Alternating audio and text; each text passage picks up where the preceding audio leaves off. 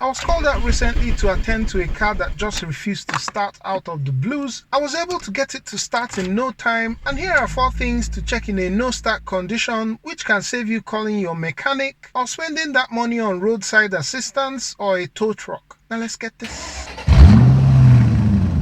If the engine suddenly doesn't turn over and there's no crank at all, one of the first things to check is poor contacts or a defective neutral safety switch. The function of the safety switch is to ensure that the car only starts in park or neutral, as this prevents the car from lunging forward if we were to start in drive. Cycling the shifter through the gears and taking it back to park will often start the car. If that doesn't work, you can also try to start the car in neutral, and if it does, you're dealing with an issue with the neutral safety switch. This was exactly the problem I had on my 2003 Accord, but in my case the switch was just dirty. After taking it apart, cleaning and lubricating the switch, I never had this problem again. You probably already know that a dead battery is the commonest cause of a no start condition, so I won't spend much time here. Dim dashboard lights, a prior history of slow cranks, or a horn that sounds wonky are all quick giveaways of a dead battery. Equally important is ruling out a poor connection at the battery terminals. I often see people who just push down the negative terminal on the battery post. Loose or corroded terminals can give a no start condition. The second common cause of a no crank, no start, despite a good battery, is a worn or defective starter motor. This often happens without warning and was exactly the cause of the no start that I was called to attend to. The good thing is that a couple taps on the starter motor or the solenoid usually gets the car started. If tapping and then cranking the engine doesn't get it to start, try and have an assistant tap on the starter motor while you crank. The tapping just realigns the wear materials on the carbon brushes or other loose parts and gives a better electrical connection which starts the car. If the car has a strong crank and doesn't start, another common cause are blown fuses. Be sure to observe whether the check engine light illuminates briefly when you turn on the ignition. If this doesn't happen, it means that there's no connection to the engine control unit or the ECU, and getting the car back on the road may be as simple as changing a fuse. The fuse for the ECU is labeled differently in different cars. It's often marked as EFI on this Toyota Corolla, and just to demonstrate, having pulled this fuse and turning on the ignition, you can see that the check engine light doesn't illuminate anymore, and no matter how long I crank this car, it's just not going to start. Another fuse to also check is your fuel pump fuse, although you can skip this if you've heard the classic hum that comes from the fuel pump when you turn on the ignition. The good thing about issues with fuses is that most fuse boxes come with spares. Either check for fuses in crossed out slots or any fuse that you find on the cover of the fuse box, such as I have here. The fifth bonus that I'll throw in here is a corruption of the key file, even though it doesn't make my top 4 list because you're eventually going to need to call roadside assistance on this one, but you can easily tell if it's an immobilizer issue if the anti-theft light continues to blink despite having the key in the ignition. What other thing do you think someone should check before throwing in the towel and calling for roadside assistance? Share those thoughts in the comments and I'll catch you on the next one. Peace!